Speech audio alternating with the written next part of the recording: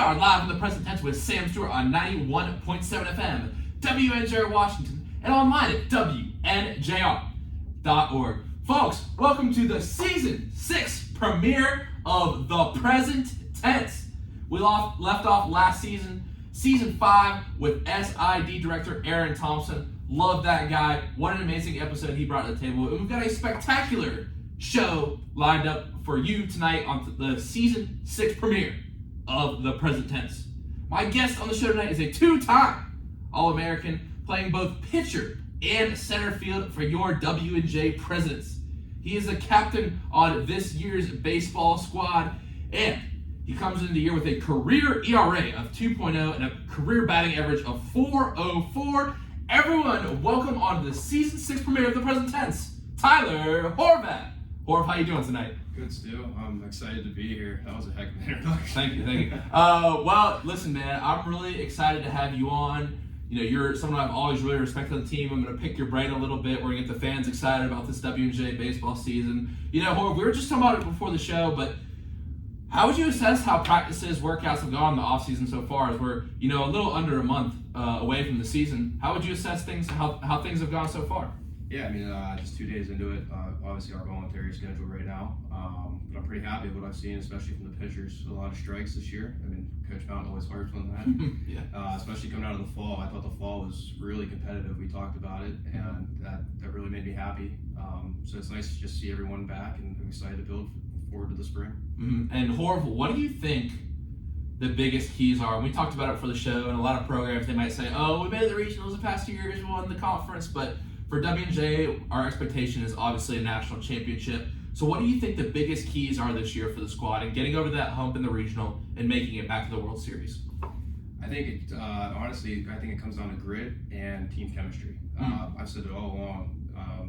We can easily beat teams that maybe have more talent than us, just because we're so tight-knit as a group. We're willing to overcome challenges, and like you see a lot of teams in these regionals where if you throw the first punch, they kind of will, because they're so used to just going out and dominating. They don't have that chemistry to lean on each other whenever times are tough.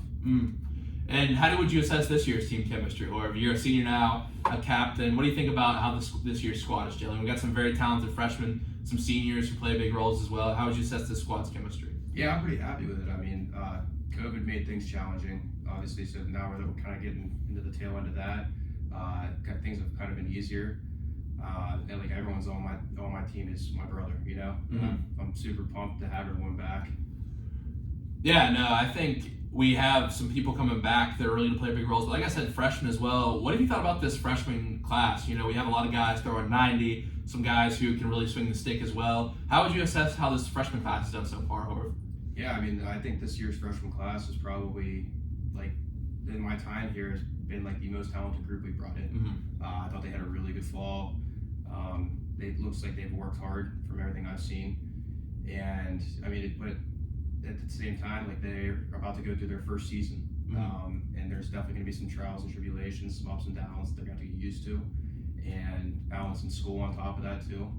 They had a good fall in the classroom, but they have a ton of potential, and I'm really excited to see what they do. Yeah, me too, man. And one question I always ask you, let's dive into this one right now, is what is the biggest piece of advice you could give to a freshman on their first day of baseball playing under Coach Mountain at W&J? Don't be late. That's a good one. That is the quickest way to end up at the doghouse, is to show up late for something or forget something. Other than that, I would say just be willing to listen and learn. Coach Mountain is so knowledgeable. He's by far the best coach I've ever played for, and he can teach you a lot if you're just willing to kind of sit back, make mistakes, but learn from them. Yeah, for sure. And about the late thing, I think that is, like, we've talked about this on here so many times. Even when other coaches have come on here, like, I brought it up and they didn't know about it. They're like, wow, that's 15 miles for being late. But as I get older, I realize like how being on time really does set the tone for your day. It sets the tone not only for your day, but I think just it makes a good impression on other people as well. And like sometimes, like my buddies, like we always joke, like our group is always late to everything. Like we always say meet at 8. We're showing up at the restaurant at the basketball court at 8:30. But I think really when you expect someone to be and they're on time, they're early. Like obviously, I knew when I told you 7:45 tonight you were going to be here like 5 minutes early. But what has that taught you, that being late? Let's talk about that for a sec, because I think as a freshman, I was like, I don't know, because I was like, 15 miles, that's a lot, dog. Like, I'm not sure about all that, but it is really a valuable lesson to learn because, in baseball, you got to be on time in so many ways with your arm, with throwing. I think just being on time in general is also a very valuable lesson, if that makes sense. Oh, absolutely. I mean, like, Coach Mountain teaches you more than just about baseball. It teaches you a lot about life. And I think being on time is such an undervalued skill.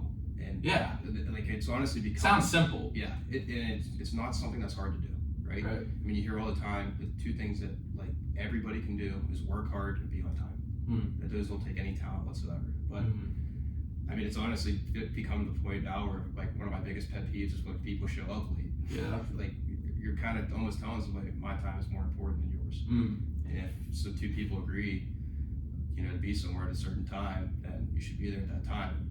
Granted, there's obviously some circumstances. Right, and like it's going to happen to everyone at WJ at least once or twice under your time, but you have to learn from it. And I think Coach Rock and I we were talking about it one of the last episodes of season 5, and he was like, you got to think about it too. Is like at the collegiate level, your coach is getting paid to win. Like you're like taking their livelihood into your hands.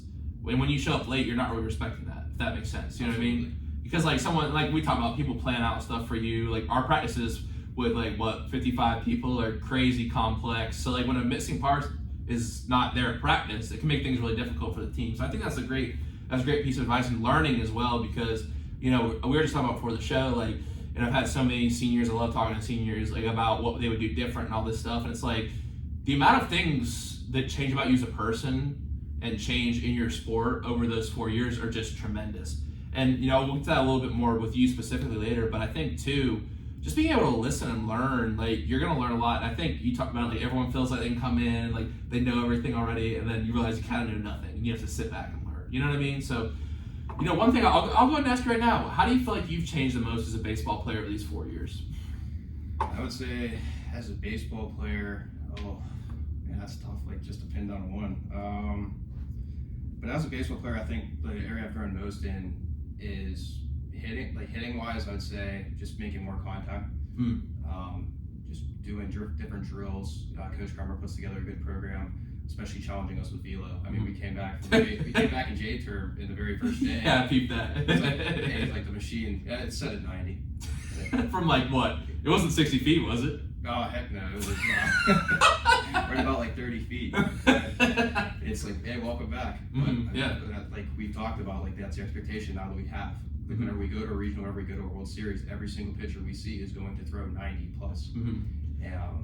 But on the pitching side of things, just the arm path work, I think that was really taking my velocity to a whole level, and then just weightlifting, being in the gym, adding a substantial amount of weight since high school. You just really transform yourself overall here. Yeah, for sure. And Horv, how do you feel like you've changed most as a person during your time at WJ? I think I'm more patient, honestly. Like, there's been a lot of adversity that you face in college, a lot of different things that get thrown at you, and you're trying to manage everything all at once. So you just kind of have to have patience. You can't really be like an overly anxious person, like go, go, go, go. Like sometimes you just got to sit back and see things as they come in. You gotta let it come to you, for sure. Now, Horv, I want to dive into you as a person a little bit more. And my first question for you tonight is one I've really come to love from the Present Tense. I'm interested to hear what your answer is, and it is, when did you fall in love with the game of baseball? I don't think I ever fell in. Like it's the one thing I think in my life that you think you were born with it? Yeah. Really? I could never imagine not playing baseball. I mean, like if I think about after this year and the decisions I have to make coming up, and I think about my life without baseball, and it's like, oh man, and I think the moment I truly recognized that was during the COVID year. I was coaching my little brother's team, coming out, and I'm sitting there in the dugout during one of the games. There was a bad call, and I jumped out. I jumped up, and it's like a tense situation, and there was nothing I could do to control it at that point. I just had to let the kids. I was like, man, I'm not ready for this. I love playing so much and being on the field and in that dugout with my brothers. I can't imagine not having that. So would you want to coach after you're done? I think I have to step away for a little bit because you're the type who loves playing so much. I'm the same way. I feel like I would want it too bad for the kid. You know what I mean? I can't. You know what I mean? Yeah, I mean it's hard because you can't. you can't directly control anything. Right. All you can do is prepare the kids best you can. Yeah. I think I would want to, like, especially as I've had my own kids, you know, whatever they get into, hopefully baseball, softball. But I don't think that, like, coaching at the high school level would ever be my thing. I gotcha. And I think being a baseball manager, and this might be a unpopular take or a hot take, is one of the most difficult jobs because there are just certain crucial moments and there's certain attitudes within the team that you have to manage. I think it's a very difficult job. And, like, yes, there's not the X and O's of the NBA or the NFL, but a good manager in baseball can make all the difference. But it's the things you have to do are much more difficult than drawing up X's and O's. That's my opinion, though. No, I completely agree. I mean, that's what made, like, managers in the National League to me so much better than the managers in the American League. Interesting. Back before there was a university age. Yeah. I mean, they had to constantly plan, like, am I going to double switch here? Or my pitcher's rolling through 6, but his spot's in the order, and it's a 0-0 game. It did take away some strategy from it. I know. I hated to see that. I mean, I understand why they did it. Yeah. Because, like, they wanted more offense. That's what sells tickets. Yeah. Sure. But, like, me as a person that actually loves the game of baseball. Yeah. Seeing that strategy go away. Yeah, I agree. No, that's actually a really good point. And Horv, my next question for you is, you know, we're obviously talking about W&J. We're sitting in W&J red and black, but why did you choose W&J? I don't think I've ever heard this story from you, although I've known you for a long time. So why did you choose to come play for the Presidents? Oh yeah, so the recruiting process is a lot of fun. I'm sure, like, everyone's been through it. Some people love it. Did you love it? I would not say I did. No. I wasn't a huge. It's a lot of. I think it gets a lot of hype, but I think I don't know. It's been way more fun being here once you have a team starting to know people. It takes away so much stress and trying to, like, being in it again as a transfer portal now. My path to W&J, you know, like, coming in high school, everyone says, like, D1, like, it's pushing. Yeah. But like, I was always looking maybe go Ivy League, have the grades to do it. It just didn't work out that way. And I remember reaching out pretty late in the process to Coach Mountain, who had emailed me earlier, and I kind of didn't respond. Really? Yeah. I'd be interested to hear what you have to say about that. But so I reached back out to Coach Mountain and got a visit scheduled, and kind of just fell in love with, like, what he had to say. He was willing to give me a chance to be a two-way, which was what I was ever looking for. I just needed a chance, and I'm glad I'm here now. And, you know, one thing, Horv, I was telling you today, sometimes I just get so excited about my research I can't spoil it. I already sent Addie a Snapchat of these, like, 3 articles I found about her, but for Thursday's episode.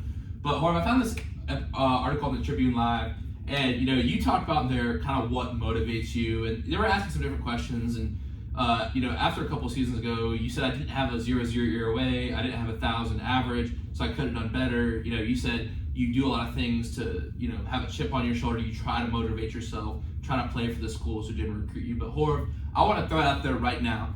What fuels you? Those that overlook me or doubt me, like, straight up. I mean, if you like that whole recruiting process, like, the people that didn't believe in me, and, like, every day, you know, I want to prove them wrong. Like, that like, makes me almost angry thinking about it. Really? And then on top of that, like, I want to win. I don't, like, losing is one of my, I hate it. I can't. You hate to lose more than you like to win. Yeah. Michael Jordan Absolutely. said that. Yeah. I like losing at anything. It really drives me crazy. I've always been, like, one of the most competitive kids, and I remember, like, in elementary school, like, I would almost get into fights playing, like, football at recess. Like, really? Something that really doesn't matter in the grand scheme of things, you know. But like, I was just so competitive, I couldn't lose at anything. It made me mad. Interesting. Now, Horv, that brings up an interesting point. I've always wanted to ask you this, like, you know, and I gave that big intro. I knew you were probably definitely kind of hating it inside, because whenever someone compliments you individually, or, like, even the news reporters come up after the game, you don't really. I know a lot of people across many sports, not only on this show, but who would be just, like, ecstatic if they got the amount of attention from the media and from, you know, outside factors as you do, but you don't seem to really relish in that at all. So why do you not seem to care about individual achievement? It's not about me, man. It's about the team, and it always has been. This team and this culture, this team is not, we're not built on one player or 2 players or 3 or even 9 that are on the field every day. You know, it literally takes every single person. I mean, Brian Vogel, one of our freshmen, texted me over break, And he just asked like something about books, and he said like, I'm excited to come back. And I'm like, and I texted back and I said, I'm excited to hear it. It's going to take every single one of us every single day. And I think that what some people get lost in is, even if you're not one of those 9 on the field, everything you do matters, even if, from whether you're the first guy on the depth chart to the 55th guy. Because the work that those people put in during inter squads, like, I can't be prepared to go face, in a game if somebody's just going to throw me a fastball down the middle every time it's 75 in practice. We can't win a World Series, if we're going to just build each other, like throwing meatballs, or I think that's incredibly important, that the guys that maybe are freshmen or a little like further down the depth chart are willing to put in just as much work and challenge those starters and compete with them. Yeah, and for you, I mean, honestly, dude, I remember one of my best memories from, honestly, a playoff run my freshman year in the COVID year that was so special for, I think, so many reasons, including Parker and Parker's parents being on the field. Just everything we'd been through as a group that year, finally being able to like hug everyone and jump on the. I never felt any feeling like that. But I remember after the game, you walked over and you were like, and obviously you were getting an interview and like, you're him. You know what I'm saying? They were talking to you, and they handed you the ball, but you like, instead of saying anything about you or anything else, you came over to the huddle and you were like, some people are gonna get attention, like the stars are gonna get attention, but this is everyone's trophy. And like, that meant a lot. And like, you didn't have to do that, you know what I mean? So where did that spirit of teamwork come from? Were you raised that way? Has that developed over time? Were you more individual when you're young, or has the team spirit like grown inside you, or have you always just been team oriented? I mean, that's a testament to my parents. Absolutely, is developing me like that and raising me like that. Like my dad, I think he's listening right now, so shout out to him. There was always times where like we would talk. It's like when I was a kid, and if I acted up on the field or like made anything about me, he always would say, "Oh, like if you ever do anything like that, I will rip you off the field." And I'm sure you grew up with new people that were like, they made things like about themselves, and that was never allowed to fly with me or my parents. And then like getting into college and really being around, like you're on your own, and the only people you have is your teammates. And just like, so I want to be there for everyone, just like they've been there for me my entire career. Wow, great answer, man. And one question that I really want to ask you about, also about your mindset, is, dude, on like your start day, I shared a locker next to Horvat last year, bro. Like, I was terrified of this man, I remember I'd come up with my McDonald's, bro would already be sitting down, staring, like looking like he's about to like, I don't even know, fight someone. I don't want him to fight me. But Horv, can you take us like through your mindset on a start day? I know obviously a lot of people know you for being, some people are more kind of jovial on their start day. Some people are trying to keep it, like personally, I try to keep it a little more loose. I know someone like Henry, he tries to keep it loose. He would like dance and listen to music and stuff. But you don't really rock with that, and that's your routine. But as far as routine, mindset on a start day, can you take us kind of minute by minute down from the time you arrive at the park to the time the first pitch is thrown, and what the mindset is that goes along with that? Yes, it's a little bit different as far as, whether I'm starting the first game of that day or, whether I'm playing the outfield the first game. But if I'm showing up knowing I'm pitching that first game, I mean, I like to lock in like right away. And to me, that's like, I'll interact a little bit with teammates. Like, obviously I'm not gonna shut everyone out because that's just not who I am, but I just like to lock in, kind of just go into a zone. And that was how I was my first start here, my freshman year back in Florida. And it just kind of worked for me, and it allows me to, focus truly on like what I'm doing. And then even in the dugout, like I sit off in a corner, kind of superstitious, like. So that's okay, bro, because I'd be getting scared. Like, I'm like, hey, good job, Horv, walk away. But I know it's just your kind of superstition. Yeah, I mean, like you see Max Scherzer. Right, he's sitting in the dugout, like he looks like he's insane. Yeah, I mean, so do you, bro. And that's all right. Like, no, it's fine. After the game, I'll go talk to you after the game. After the game, yeah, absolutely. And, once I'm done, like, then I want to be the guy standing up, the first one to support whoever's coming in after me. Because like, just because my job's done doesn't mean the team's job's done. Wow, great. Wow, that's a great line. Definitely, I might have to go up in the clip on Instagram. But my next question for you, Horvat, is if you could give advice in the dorm, when you walked in on the first day to that kid walking in with the suitcase, what would you tell him, Horv? Oh. This is one of the big ones. This is one of the big ones on the show. This come to be a staple. Yeah, that's people always take a deep breath because it's deep. It's deep, man. I mean, yeah, like a lot changes over 4 years for sure.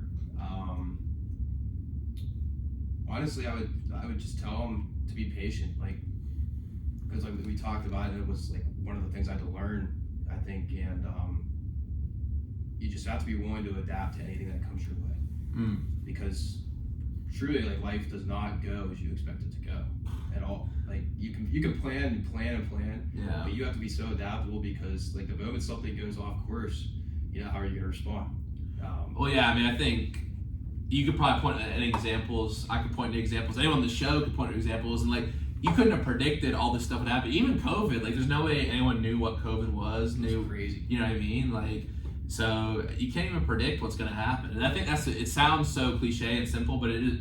I think as humans, we tend to just naturally want to plan things. And do you know who Neil deGrasse Tyson is? He's an astrophysicist, and he talks about the human brain works very linearly. So like we don't think exponentially, and you're like a math guy, so you probably understand those terms better than I do. But it's like we don't we think things are gonna go like this, like in a line, straight up, or down a line. We don't think things can go down really fast, or we can excel really fast. We just see it, and those events, those cause things that exponentially rise or fall. If that makes sense. Yeah. You know what I mean? Because like we tend to think things are I'm just gonna keep improving. Things don't happen. You take big turns. That's what Coach Mountain always says. You know, ups and downs. It's not a straight line. You're gonna have bad outings before you get to be a better pitcher. You know what I mean?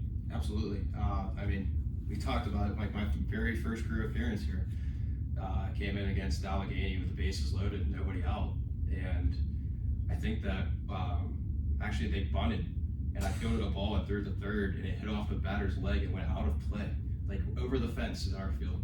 And so obviously not the way you like want to start your career.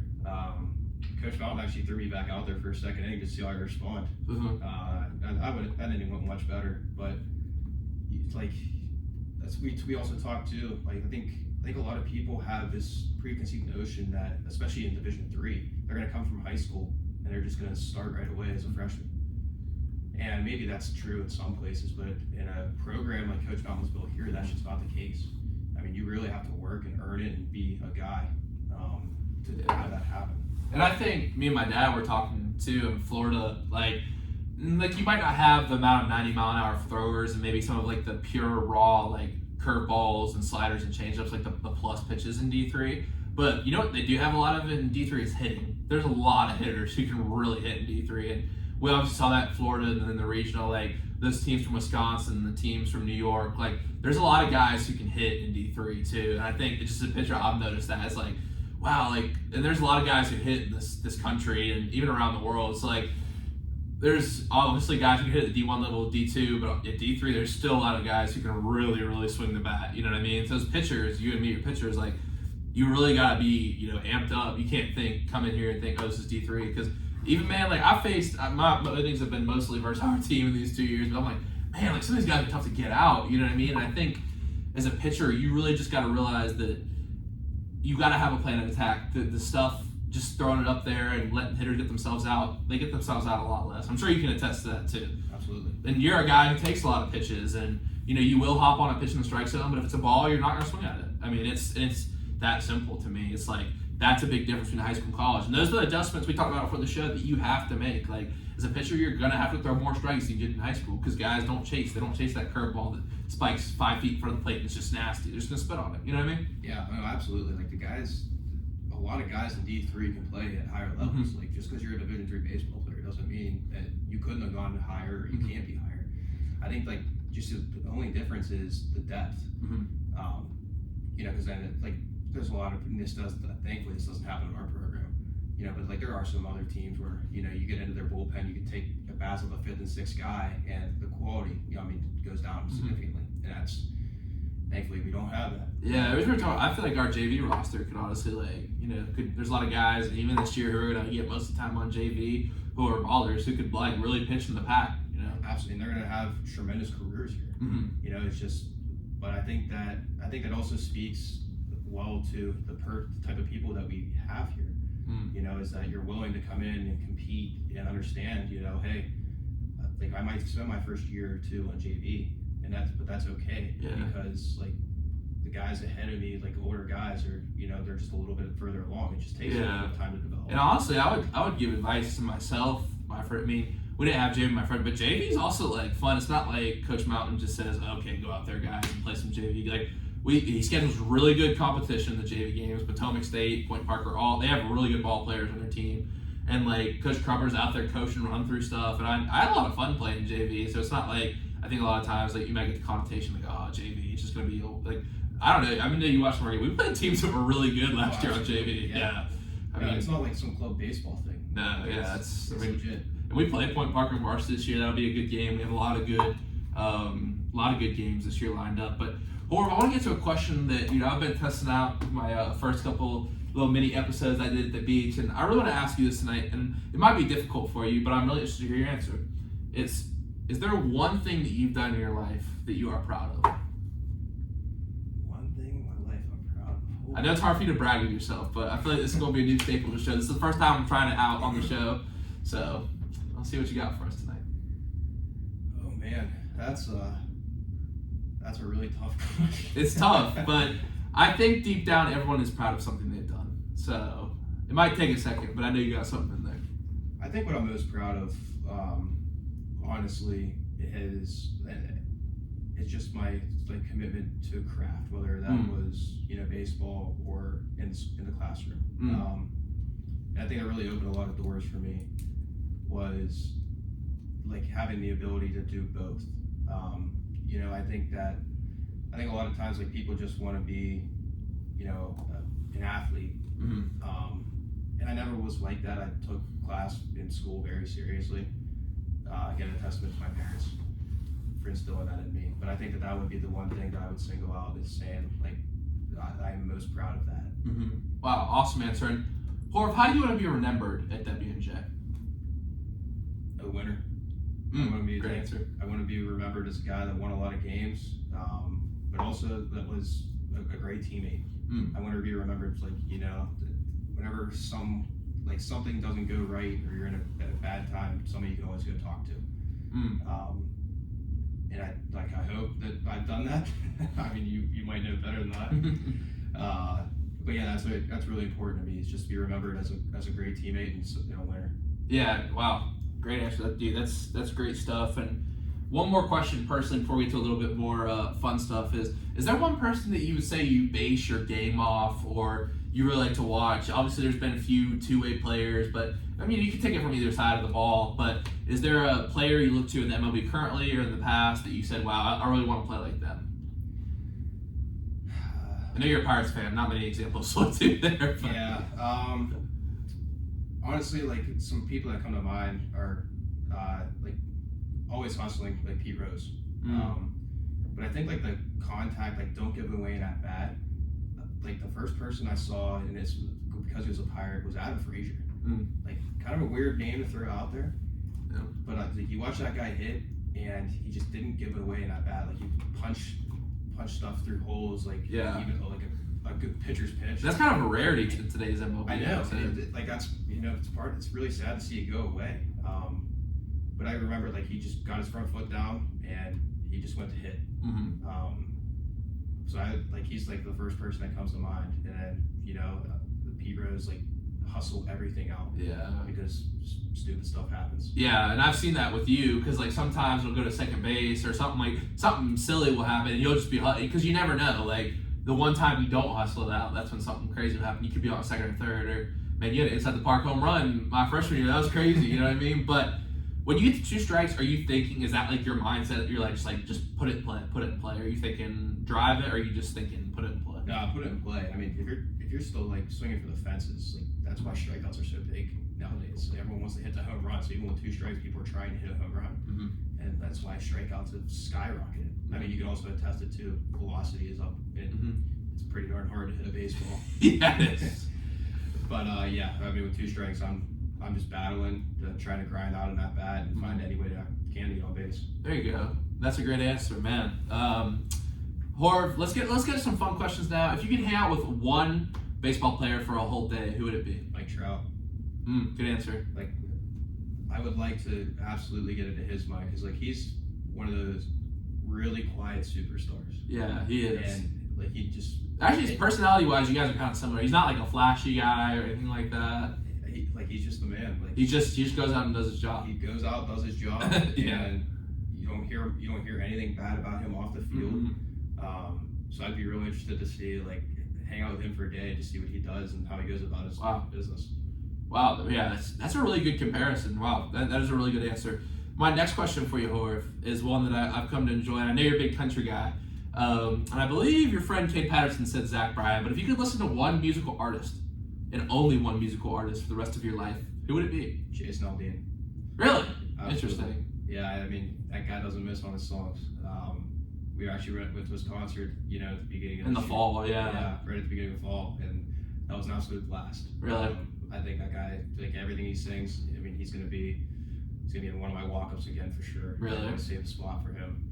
There you go. Now I've got more into country a little bit over the break. I really like. I wasn't into Zach Bryan that much. I like Zach Bryan, but I really like Tyler Childers. I don't know if you're. Oh, absolutely. Yeah, Tyler Childers is awesome. Yeah, he's real good, especially Filler Dinnings. Yeah, I'm not like a huge country person, but I try to, because I know some people like to come on here and talk about it. And also, I played baseball my whole life. I feel like country, especially, and I'm from the South too. It's like whenever we get a field, like obviously there was country music playing. Now, Horv, you can take this in a general direction. You can say baseball specific, but what is your favorite movie of all time and why?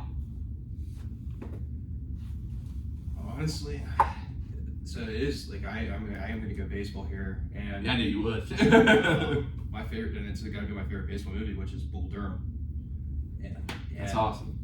That's probably definitely not an answer you expect too much. No, well, also you gotta think like that. I'm from 20 minutes away from Durham. That's fair. I played in the D-PAC, the old one. Yeah. So NCCU, before their team got unfortunately shut down, they would like rent it out in the summer. They'd like the tournaments there. So I played in that stadium that was filmed in. So yeah, That's awesome. it's really cool. Now the Bulls, I don't know if you've seen it, the Bulls like have like a huge urban downtown stadium now. But yeah, no, Bull Durham is an awesome movie about life too. And I think what's the girl's name? The actress who plays the girl. I gotta look it up. But like her character, like how she talks about life and stuff. I think it's just a great baseball life movie. Oh, it's phenomenal. I mean, and Kevin Costner in anything like where he's the lead is absolutely phenomenal. I really enjoy him in baseball movies. So it's actually a movie I watch every year before I have a start in Florida. Really? Every year. It's tradition. You got some interesting superstitions. I know Henry was like drink a glass of wine and watch a rom-com or something like that. Starting pitches, man, it's interesting. Susan, who was? I gotta look it up. Who the character was, but I liked her character. Obviously, Kevin Costner's Crash Davis. I think the line, about the egg. You imagine the baseball's an egg. You can't crack it. I love that. Our coach when we were 12, he works in Durham. He still does. When they moved to the new stadium, his office building is like over the left field fence. So he's a huge Bulls fan, loves Bull Durham, all that. So we actually took some eggs at practice one time. We threw them at each other. Yeah, it was a good time. But I think like there's so many iconic scenes through that movie when he hits the bull at the beginning and he's just just the lessons he gives. As a pitchers too, I feel like that movie we all want like a pitcher like Crash to give us lessons like that. And I don't know. I think it's one of the best baseball. Now I said for this answer for me personally, it's got to be Field of Dreams. Another Kevin Costner movie. Yeah, I mean that's a great movie. For the love of the game is also. Kevin Costner in baseball. He's great, man. He is. He really is. And I mean now he's a star in Yellowstone. So I mean. Yeah, I heard you were. My parents are really that, and so there's like the 1883 and the whatever. There's like two. There's two of them. Like it's just, but it's about this like same land, same family, right? Yeah, just kind of like the prequel and how they got there. Yeah, no, that's pretty cool. I haven't really got much into TV. I like watching movies more, but I heard it's a really good series. Oh, it's phenomenal. Kevin Costner's so good. Like. Yeah, I gotta pull up some That's movies. definitely something you have to watch. I mean, it's the best thing on TV right now. Oh, Dances with Wolves. Have you seen that movie? No. Really good. My pap would be disappointed in me for that because he's definitely talked about it before.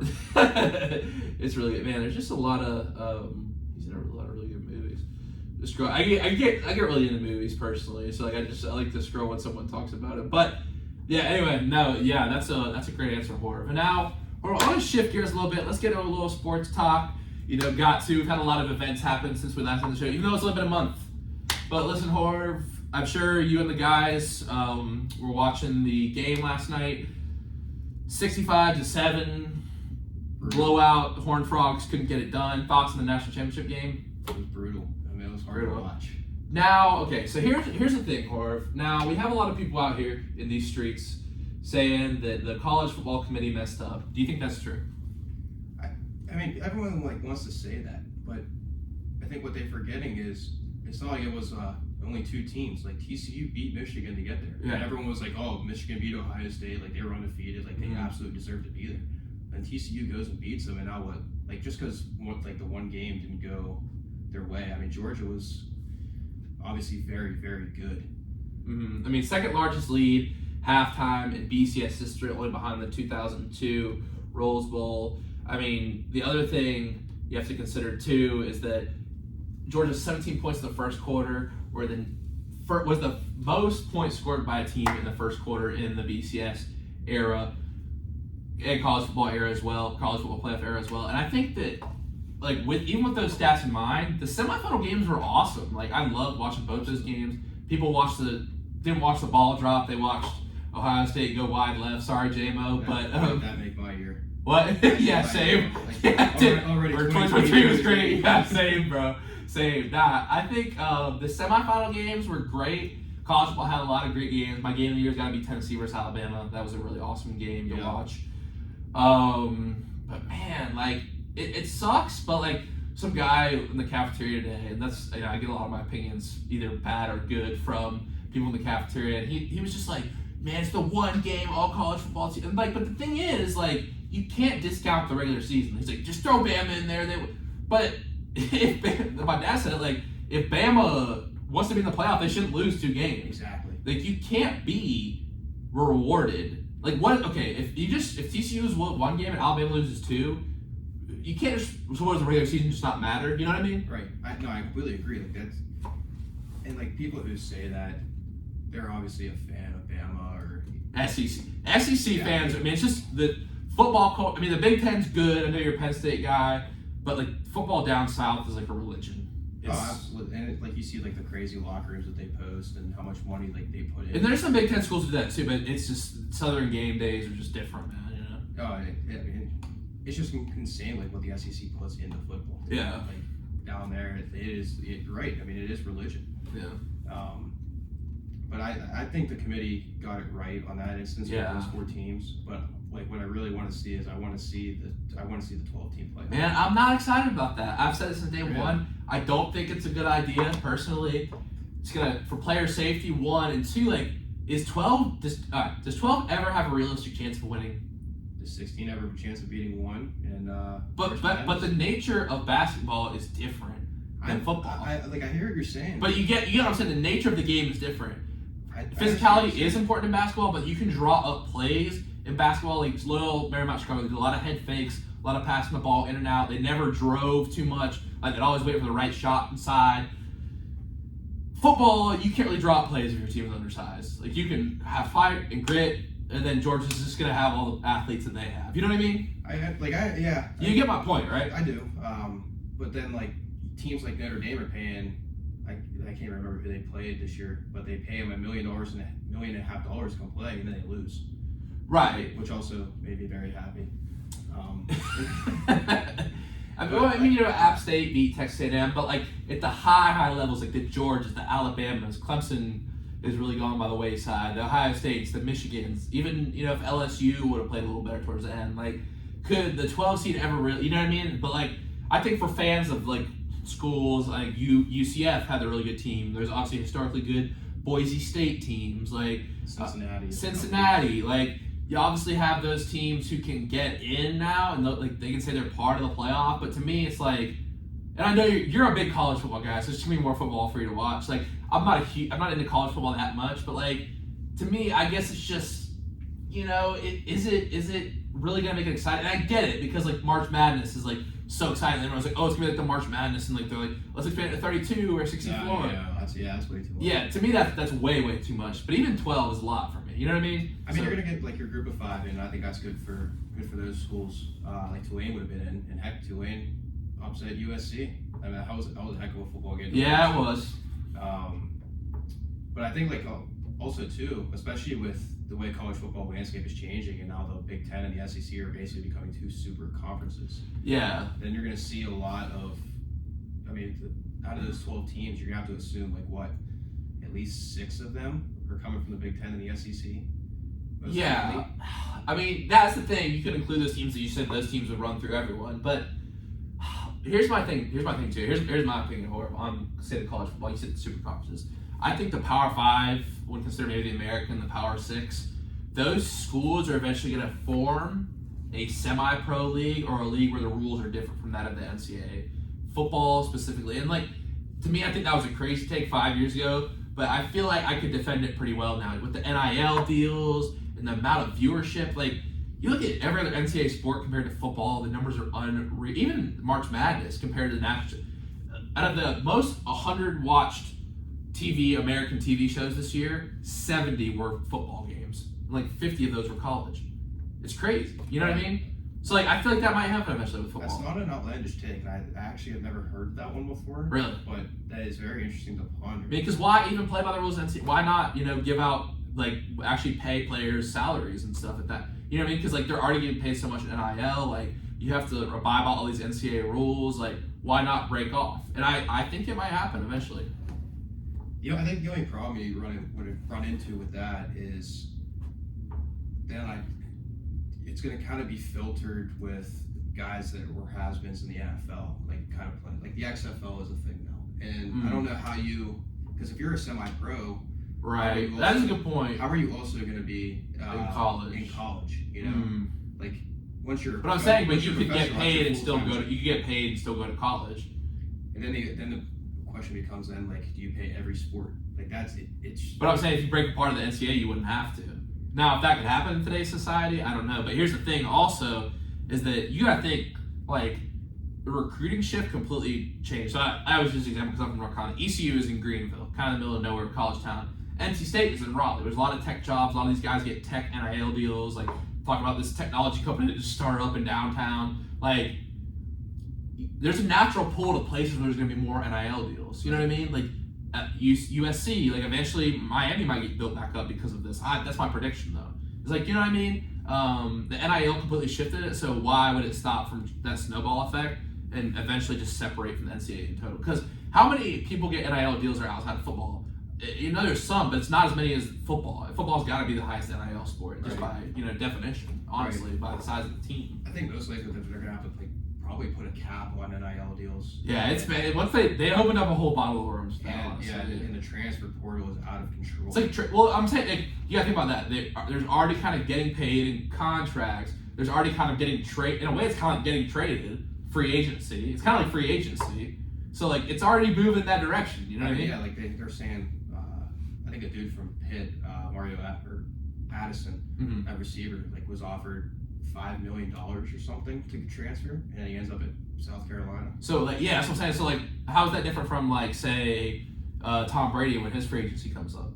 Like. I understand what you're saying. Yeah.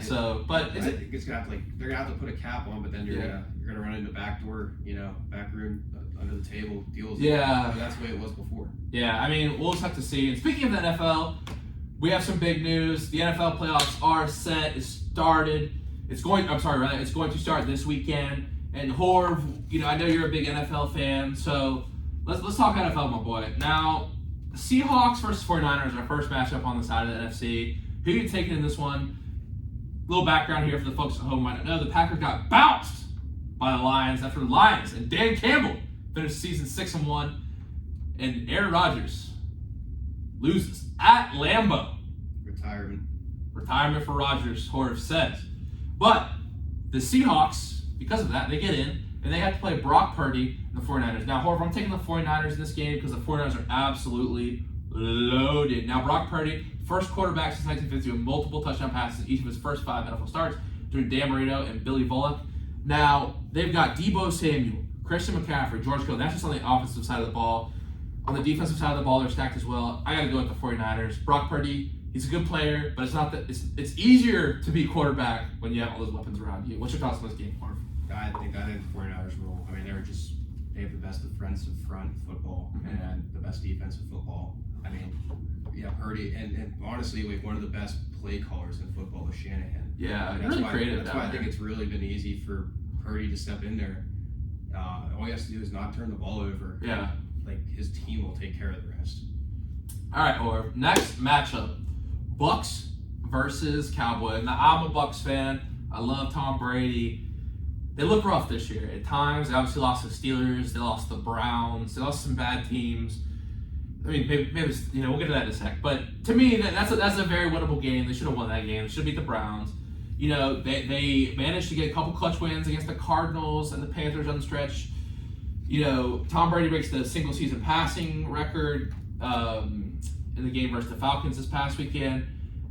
Evans and Godwin, I think they got to step up. Everyone's like, the Bucs need explosive playmakers. They have them. Those guys just got to step up. Obviously, Leonard Fournette, he's older, but he can still do a lot of things. Julio Jones, older, can still do a lot of things. Do they have to take what it takes to go all the way? I don't know. Personally, I think when they lost Bruce Arians for Todd Bowles, that was a big, big loss for the Bucs. I think they're relying on Tom Brady and Devin White on the defensive side of the ball. Dak Prescott looks absolutely awful. I agree. That's why I'm taking the Bucs.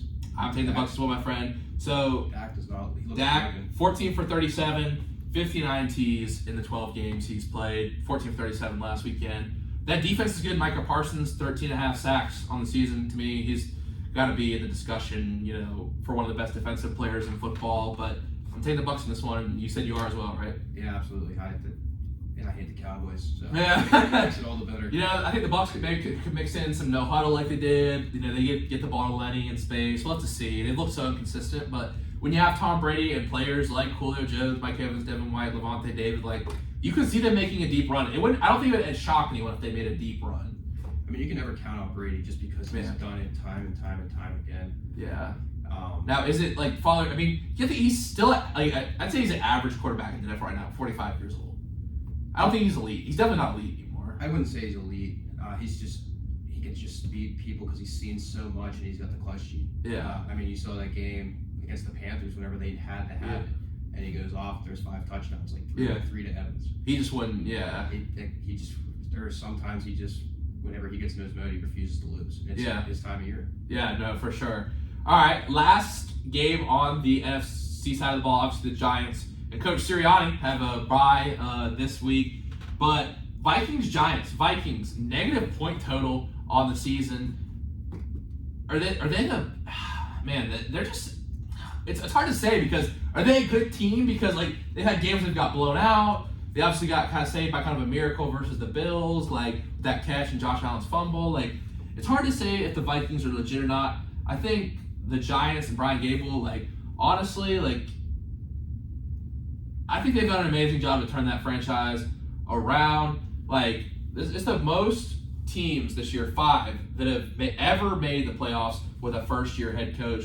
Brian Dable's got to be up there for Coach of the Year. We're going to get the Jags in a sec. But look, Daniel Jones, a lot of people are hitting him in the draft. He's a Duke guy. He's my guy, but he's playing good ball now. I don't know whether to believe in Kirk Cousins or not. I mean, they had a good record this year, but can you rely on Kirk Cousins to be elite in the playoffs? And, I'm going to go with the Giants. I don't know about you, Butterf. Yeah, I mean, this is one of the most interesting games to me. I personally like Kirk Cousins. I think he's capable of winning a Super Bowl.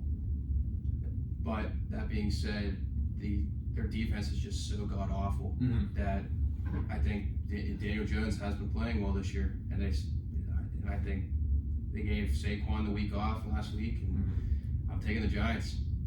Now, Horv, to transition to the AFC side of the ball, let's talk about a team that didn't rest some players, and that was the Chargers. Had 2 starters get hurt because their coach decided not to rest the starters.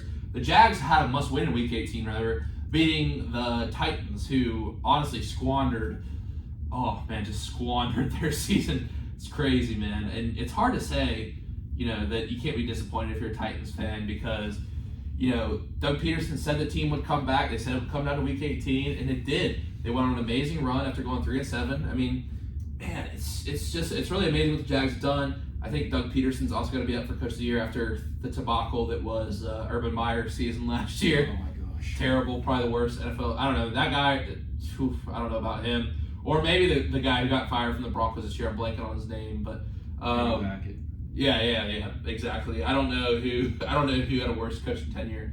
But with that said, Horv, do we believe in the Jags and their miracle run? To me, Trevor Lawrence did not look good. They really got bailed out. I don't know if you watched the game. They got bailed out by that fumble with about 3 minutes left. Yep. Trevor Lawrence didn't look great. I mean, Josh Dobbs, he just been on the team for 3 weeks, and they barely beat the Titans. So I think I'm actually going to change my pick. I don't know if I said it already, but I'm going with the Chargers. I just don't think the Jags have what it takes to get it done. Even with that momentum rolling, I just think I got to go with the Chargers. The Chargers, to me, are like a sleeper pick. Yeah. I mean, they got Nick Bosa. They got Joey. Yes. Joey that just came back off injury recently. So he's going to be kind of working toward full health. They just activated Rashawn Slater, their star tackle. So I'm taking the Chargers, absolutely. And I think that they might be a team that could a little shock some people. Yeah, I mean, Justin Herbert was my prediction for MVP preseason. I think he's a very capable player. And in the 2022 season, the Jaguars did only have a 26 chance to make the playoffs and 15% to win the division. Division champs the first time since 2017. I mean, hopefully they can keep it going. Like, I'd love to see it. I don't really care too much. I have a personal interest in who wins this game, but hey, we'll see, I guess. I mean, not my most interesting game out there, but we'll have to see what happens with that one. And then another one that hasn't been talked about too much is Ravens-Bengals. Pair of AFC North rivals duking it out in the playoffs. To be honest, I'm not really sure about this game. I don't really have a great prediction on this one, but man, I feel like I gotta go with the Bengals. I feel like Joe Burrow, even with the line that has not really stepped up after they said they were going to improve after last year's debacle in the Super Bowl, I think Joe Burrow gets the job done. I think that he really carries his team. He brings the energy. I think he's a great leader. And yeah, I'm going to take the Bengals in this matchup. Who you got, Orf? I got the Bengals to roll in this one. I think without Lamar, the Ravens have just been a total disaster. Yeah. They can't do anything on offense. I think the Bengals roll. I agree. Well, we're in agreement about that one. Horv, our last game, obviously the Chiefs have a bye this week, but Bills and the Miami Dolphins, our head coach, Jeff Mountain, he's a big Bills fan. No doubt he'll be tuned in. And look, I think if Miami had a healthy Tua, this is a very good game. If Tua doesn't play, to me, Miami's got the best receiving core in the league. Gesicki, Hill, Waddle. You know what I mean? Like, that's a good lineup right there. Tyreek Hill with his speed. Waddle is very consistent. Great hands. But listen, the Bills, with everything that happened with Hamlin, I think they're going to be really fired up. You see what happened against the Patriots. First play, Nyheim Hines. He's actually from the Raleigh-Garner area. I think it's going to bring them close as a team. And I think this is the year the Bills finally win a Super Bowl. Yeah, I'm going to agree with you there, and that really pains me to say that. Coach Mountain did say the Bills are the best NFL team in the past 5 years. Yeah, I'm not so sure I could admit that to his face. If this is the year, I feel like their window is closing. There's not many years in the NFL you're consistently. I feel like they got this year. I feel like this is the year they got to do it. I think if Josh Allen avoids the turnover, I don't see them stopping. I mean, whenever they went in their kind of slump, Allen was turning the ball over and everyone was kind of on. Well, he's dealt with some arm injuries too. We'll see. But still, you can't turn the ball over. But man, that guy is probably the most special quarterback in the NFL right now, I'd say. Really? Over Mahomes. I just think that Mahomes might be better stats-wise and not as many turnovers, but I think Josh Allen. To me, it's more fun to watch Mahomes play. And just the Chiefs' offense in general. You see that whole ring around the rosy with the fake option. Andrew is so creative around the goal line. It's just so fun to watch. They really have fun. I mean, he's a heck of a coach. He wins. Yeah, he really does. He's a very accomplished coach. It seems like the players really like him. I don't know. This leads me to my next question, final question for our little football segment here. We'll go to break. We'll talk a little MLB. We'll wrap up with the show. But Horv, Super Bowl prediction and winner. So I'm going to take the Bills, and I'm going to take them over the 49ers. I think that Purdy gets them there. That defense is just so unreal, and the weapons with McCaffrey and Kittle. I mean, if they had Deebo Samuel healthy right now, that would maybe make me think my decision. And put them over the Bills, but I think they just have enough weapons, and I think Purdy makes just enough plays. I'm going to go with our two WNJ head coaches, Coach Sirianni and Coach Mountain, their teams. I'm going to go with the Bills versus the Eagles. Better watch out the athletic hallway that week if that team's playing the Super Bowl. But look, I think the Eagles are loaded. I mean, some people. Hurts healthy though. Yeah, we'll have to see, man. Like, looked a little shaky last week. He did. I mean, coming off injury, like, but the weapons they have, man, they're just so. And I like that they beat. To me, a lot of very good football teams this year in their division. I mean, not the best teams in the world, but I think that division was very solid. I think it was very solid. It was tough to win in that division. So I'm going to go with Eagles-Bills. I think the Bills take it. Bill, you heard it here, Coach Mon. If you tuned in or you watched this later on YouTube, we're both taking the Bills to win it. So all they can do is let us down.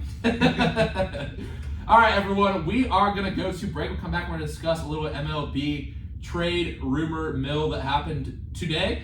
And then we're going to get to our quarter of the day segment. But, of course, you guys know what time it is. It's time for trivia time on the present tense, our first of the season. Horv, you have the rare opportunity to become our first winner of the trivia segment on the first tense of the present tense season 6, rather. Now, Horv, I'm going to read you this, and how we do it is you get to take the time during break, and then you will answer after break.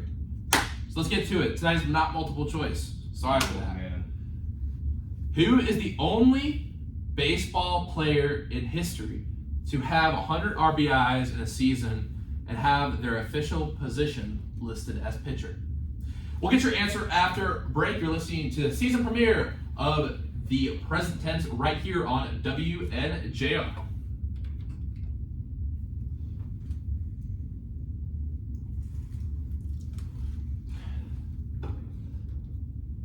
You have an idea who it is?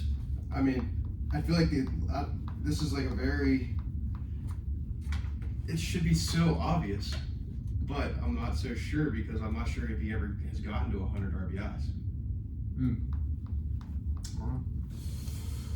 That was a good segment. That was fun. Talking about football and stuff. Love to see. That'd be crazy if the Bills won. I know. Yeah. They're fresh. They never won a Super Bowl. The Bills Mafia, like they would go crazy. I don't know. Yeah, I think that city might burn down. It might. Dude, the snow there is crazy, dude. It's insane.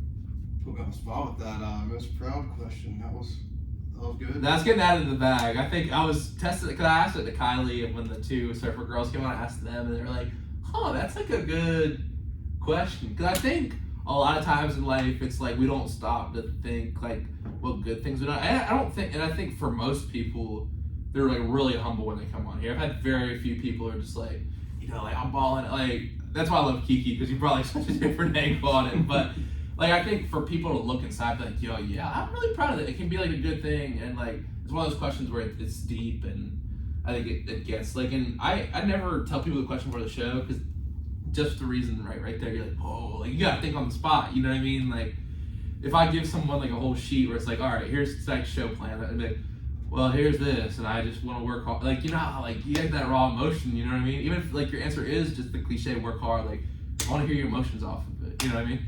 So. Yeah, it's never thought I'd ever be asked that in my life. Okay, that one it's getting out of the bag, so I don't know if Addie and Key listen tonight, but I think that would be that'd be a great question to ask the Sakes, too. Yeah. I'm really, actually, that one's definitely getting out of the rotation. So. You gotta think that they would say, like, their kids or something. I was going to ask him who's the more attractive brother, who's the more funny brother. Mike always says it's him. Yeah, he did when I walked in there. Yeah. So where are you looking at transferring? Maybe. Bryant is an option for sure. That's D1, right? Yeah. That's cool. Wait, even further up north. Where is it in PA? Rhode Island. Rhode Island. Wow. Far away. Yep. How long did they put you on break for? I took a long kind of break just because we're a little break to chill. I just like to talk. I mean, if we don't, we'll just keep rolling through here with the video and stuff. But I like to put in some music. My parents said they like when I play like one song. I used to like do like a lot of songs, but I just like he puts the news in, we'll do like a song. But Nice. yeah, you have a lot of time to think about your answer tonight. Just the way it could happen. But yeah, I think what was I saying? Yeah, being away from home, it's definitely a new experience.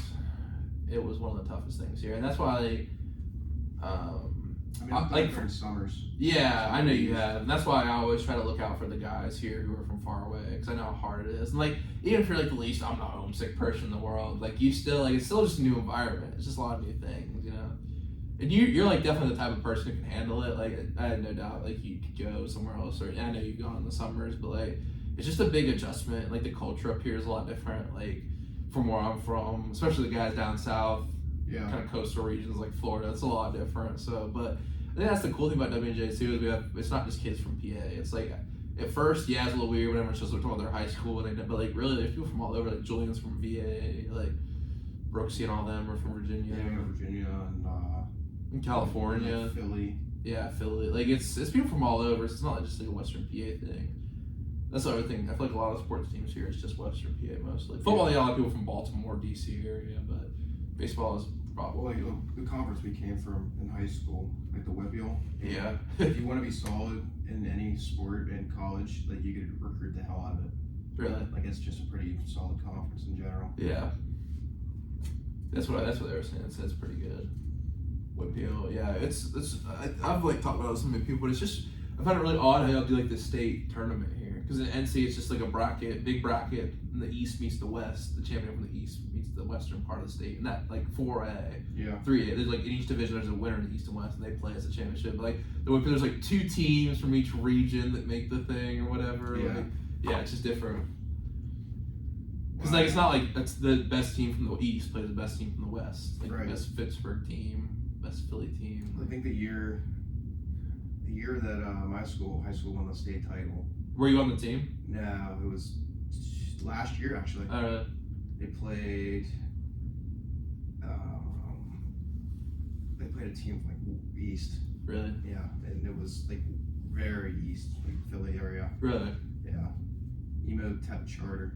Really? Yeah, there's just it's always this private school. PA is just a big state, bro. Like and like the culture is very different. Yeah. I try to explain it to people because it's kind of like Raleigh and Charlotte, but also like it's Pittsburgh and Philly couldn't be too. Just the type of people like. Philly is full of assholes. Those people are the worst. Is it cool if that keeps on camera? Yeah, I mean I'll tell anybody that. I think people like. They're more like into their like sit like I don't know. Pittsburgh people seem like really like chill, quiet, like they're hardworking people, blue collar. Like not saying people in Philly aren't, but like at the same time, I feel like people feel like really like boisterous and like they brag a lot, you know, like about their teams. Yeah, like they're the worst people ever. Shout out to Zach Scherzer. Yeah, Scherzer's different now. Like he's actually kind of quiet. Until they made the World Series, man. Then you don't. There you go. All right, bud. 5 seconds.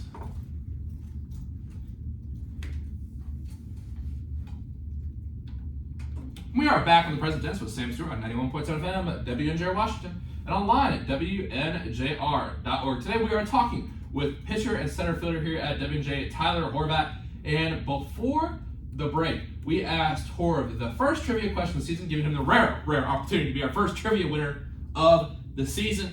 And Horv, your question for tonight is, who is the only baseball player in history to be listed under the pitcher position and to have 100 RBIs in a season? Your answer is? I feel like the slap in your face answer is Shohei, but I'm not going to go that way. I'm going to say Babe Ruth. That's incorrect. It is Shohei Ohtani. Man. Horv! That was a softball! That's why I thought like you were trying to... No, I was literally going to be like, okay, Horv can get the first win of the night. Like, talked himself out of it, folks. I did. That was a very like smart answer. Especially because like he hits leadoff so often. I mean, I know he's got the home runs, but like the Angels just aren't any good. Yeah, they're really not. Even though they have the 2 of the best players in baseball. I know, yeah. But that's why it made me second guess there a little bit. Yeah, well, I think the other thing too is Ruth wasn't listed as a pitcher when he did have over 100 RBIs. You think about that too. Yeah. Like he stopped pitching. You know what I mean? Yeah, I knew that. Yeah, so it's a tough one, man. We're gonna have to see if Addie and Keith can get theirs right on Thursday night. But listen, Barbara, it's been a lot of fun. I want to get your thoughts on one thing that MLB before we wrap up and go to the quote of the day. It is the Carlos Correa situation. Do you think this is a important move, not important move? Obviously, He had some leg surgery. The Giants, when they found the physical, they didn't like the way that was recovering. The Mets, when they saw the physical, they didn't like that it was recovering. The Twins pick him up. Any thoughts on this? Does it make the Twins more relevant than they already were? Obviously, he's going back, but yeah, I would say like to me, it doesn't really move the needle much for them. I mean, they had him last year and kind of really didn't hear anything about them. But it would have been incredible if you would have stayed with the Mets. The amount of money that they've spent and that Steve Cohen is putting out there. Yeah. You think the Mets get over the hump this year? You think they get back to the World Series? It seems like teams that always win the offseason, quote unquote, like with signings, never win. That is a good point.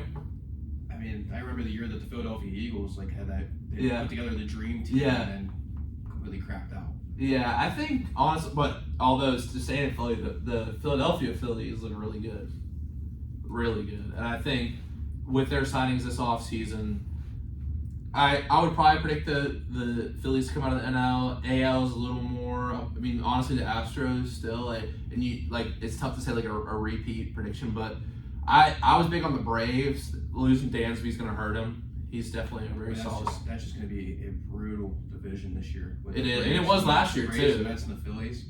I mean, for my money, and I hate to admit this, I also wouldn't tell Henry this straight to his face, but I think the Braves are the best organization in baseball right now. Yeah. Like how they're run and how they've signed their young players. Yeah. To good contracts, both for the player and for the team in the long term.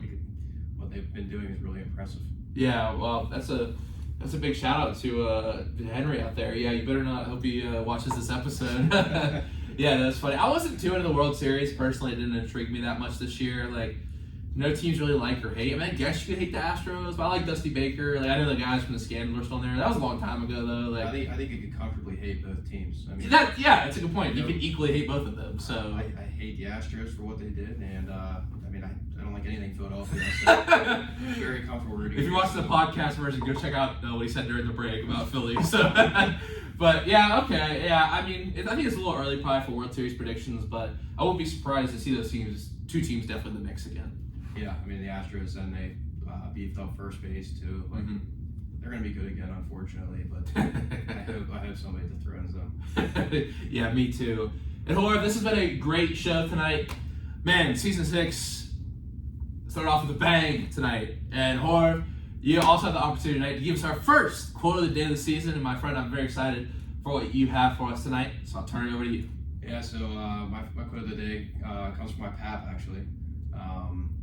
Shout out to him because I'm pretty sure he's listening to this. He never misses anything I'm doing.